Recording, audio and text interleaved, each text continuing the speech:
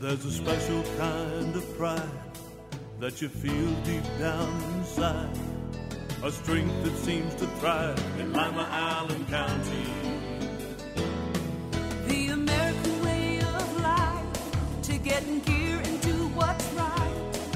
An unbreakable forthright link called real American strength. Lima, Allen County, real American strength. Forever moving forward without forgetting where we've been. Creativity meets technology, where possibilities never end. Ohio's strong Midwestern know-how, exploring innovative ideas. Deep rooted but always growing, ever proud of where we live. Lima, Allen County, real American strength. Community Focus on GTV2 Lima. Welcome back to Community Focus. I'm Ann Decker, and I'm pleased to welcome to the studio today Karel Oxley. She's the superintendent of the Lima City Schools for a few more days. And she's just back from Beijing. How was the trip? Oh, it was wonderful. And again, I want to thank our Board of Education. They allowed me to represent the Buckeye Association of School Administrators and to facilitate this group of administrators to China at no cost to the district. I want everyone to know that it was all part of what they gave for the opportunity for us to visit schools in China. We joined with 4 other states, and it's part of the Chinese Initiative Exchange, and I was able, as the facilitator, to actually be in multiple schools. And it was just phenomenally interesting. First of all, they are a culture that is very welcoming and very gracious and very, very intent on the educational process. But they only have compulsory education up until the 9th grade. And then everyone takes a test, and you must qualify to go into what we would call high school.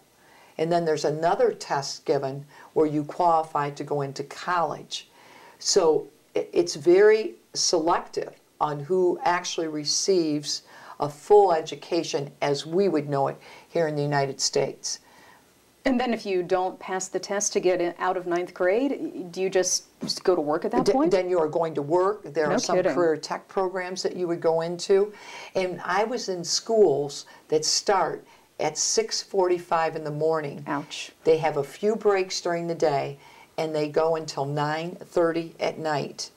And that is 6.5 days a week in almost half of the schools that I actually visited. So it was an incredible focus, and many of the high school students live right on the campuses. And the campuses are about 4,500 students, of which maybe almost 60% are living right there, and the teachers live right there also. So it's a very different educational system, and a lot of the delivery of the instruction is a lot more rote or memorization than some of the project-based things that we do here in the States. Do you think that's a better way to go than what we do here? You know, I mean, we see the people from China coming over here, and they seem to land the plum jobs. They're the doctors, the engineers. Should we be doing that? Well, I believe that they are leaning more to do it the way we do it because they want to create avenues where they can bring all of the modalities together in their research. They're very good in one specific area, but they want to make sure that they can integrate their learning more. So they're actually trying to move towards some of the things that we're doing in the United States. And it was just interesting because I also was attending a national conference for BASA, and they had someone there talking about New Zealand and their education program. And in that program, it is more all project-based. And they've been leading the way also in math and science. So I don't know if there's a single right way to do it, but certainly creating the love of learning and creating that idea that you can take your learning and change it at a minute's notice, because that's what's happening now in all the fields. I mean, everything changes like overnight, but you have to be able to adapt and get to the information that you need and be able to access it. They are actually not accessing as much technology in China as what our students would be here in the U.S., which really surprised me because they want them totally focused on the memorization and the preparation for the test. So it was interesting. It sounds fascinating. It was fascinating. It certainly gives you a lot to think about when you come back. Think about. A lot to think about. And they don't allow students to date in high school. So I was emailing back quickly to my friends. It was an amazing piece. I kept asking them, and now, how do you stop this? And they said, well, it's just not acceptable. We don't allow anyone to date in high school. So there's so many interesting pieces of which, you know, it's such a different cultural experience that it's hard to say really what's best or not best, but I do recognize that they are sending many of their people, all they want is to get into the top universities here in the United States, and they are totally focused on memorizing for that test in order to be able to meet the requirements that they would be accepted here. So I think there's a blend out there that can be approached. I think there is too. Well, I'm glad you had a great time. Well, thank you. It was a wonderful experience and a wonderful opportunity to lead a group like this. It was actually out of Massachusetts on this Chinese Initiative Exchange. Great. So, shall we bring ourselves back to Lima? Talk about what's going on in the city schools? Well, sadly, then when I did arrive back, it was very quickly that we heard of the sudden death of Brenda Ellis. And I just want to say that, I mean, in this community, she was just beloved, and she touched many, many lives, and we just deeply miss her, deeply miss her. She just died way too young. Absolutely, and she just brought such a nice presence to everything that we did in the Lima City Schools, and it has to be very, very difficult on her family, and our sympathy goes out to all of them and to all the people that are impacted by it. She worked with a lot of universities in the area, was at Shawnee for a while, so we will miss our Director of Special Education on it. That's a very sad note. But we have some good things going on too. The work still continues on. We're just about ready to graduate, aren't we? We are ready to graduate, and Sunday, June 3rd, will be graduation. And as everyone knows, May is full of events. There are wonderful events going on in May. We even have our middle schools participating in orchestra contests.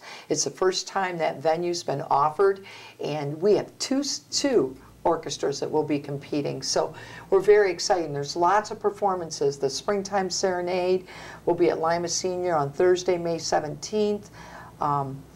We have final choir concerts, and I think there's not just one thing, there are multiple things every single night of the week. So if they check our webpage, they'll be able to find a lot of events that are going on. Really, and they're open to the public, and if you are looking for a great night out, this is the place to go. It's always fun to see the people also that are the friends and family and are just great supporters dropping by. And then if I can add, Bluffton University gave me a great honor of speaking at their commencement, the 112th commencement, and they also honored me with a honorary doctorate. So congratulations. I know it's not the hard work that all the people are doing that are achieving their doctorates, but I just really want to do a shout out to Bluffton. They really made me feel very welcome, and I know that it was because they wanted to honor the Lima City Schools.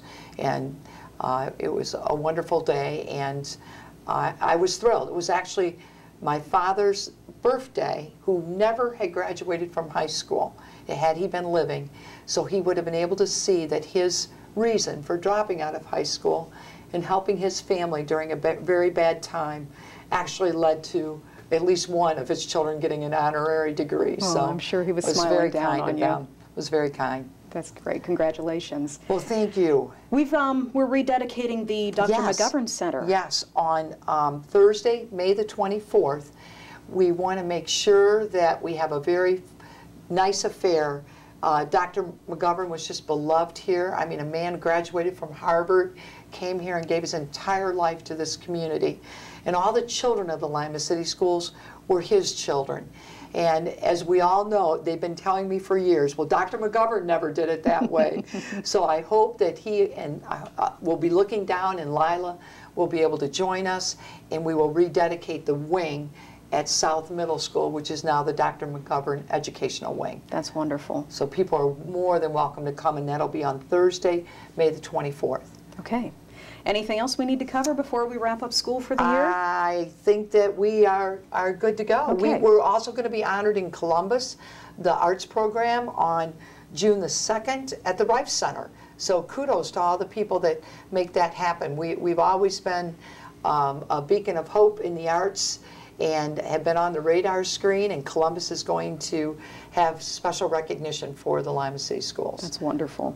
If people want any more information about all the end-of-the-year events, they can get them from your website, correct? Correct. Yes. Which is? www.limacityschools.org. All righty. We appreciate you coming in today. Thank you, Ann. You're welcome. Karel Oxley from the Lima City Schools. I'm Ann Decker, and this is Community Focus on GTV2. Lima City Council has recently amended the city's vicious dog ordinance to deal with potential problems concerning dangerous dogs in the public. The ordinance is comprehensive. However, here are some key elements that all dog owners and their neighbors should be aware of.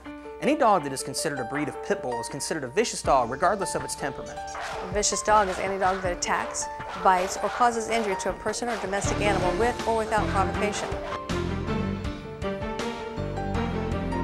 Not under control of the owner and secure with a muzzle and a leash of 6 feet or less in length, all vicious dogs must be confined when outside in a pen with a secured top and bottom, or with the sides of the pen embedded at least 1 foot deep into the ground. If you're a dog owner and have concerns about any dogs in your neighborhood, visit limapolicedepartment.com to find out more about the city's vicious dog ordinance. The fine for non-compliance is $150 per citation, and ignorance of the law is not a defense. If there's an emergency situation, call local law enforcement for immediate assistance. Reduce, recycle, reuse. Allied Waste Services in the City of Lima encourage you to live green by recycling all that you can. Recycling promotes green living by reducing the amount of waste materials buried in landfills. This saves money, natural resources, and energy.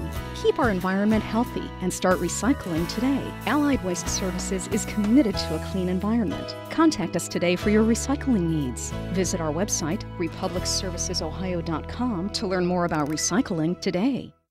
Did you know that if you have information about someone who's committed a crime or know of someone who is wanted by any law enforcement agency, you can call Crime Stoppers and possibly be eligible for a cash reward of up to $1,000. All callers remain anonymous. Make the call that pays. Call Crime Stoppers at 419-229-STOP. Crime Stoppers! Crime Stoppers!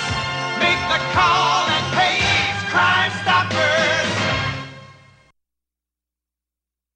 We're back on Community Focus. If you have ever wanted to join a neighborhood association or maybe even create your own, we're going to give you some details on how to do that. Connie Dershem is here today from the City of Lima, and she is the neighborhood specialist. Thanks for being here. Thank you for having me. You're welcome. How many neighborhood associations do we have in this county? Currently, we have 15 within the city limits and 2 out in the townships. Okay. Those all belong to LACNIP, the umbrella organization.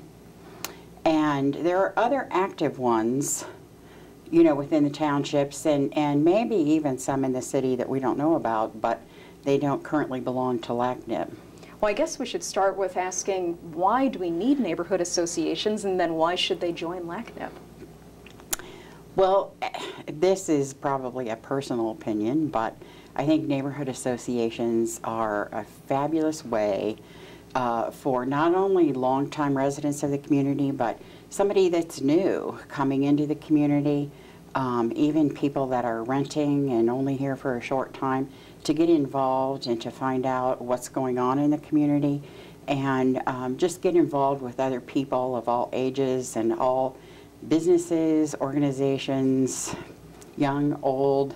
It is just a great way to meet people and to feel like you're really a part of what's happening.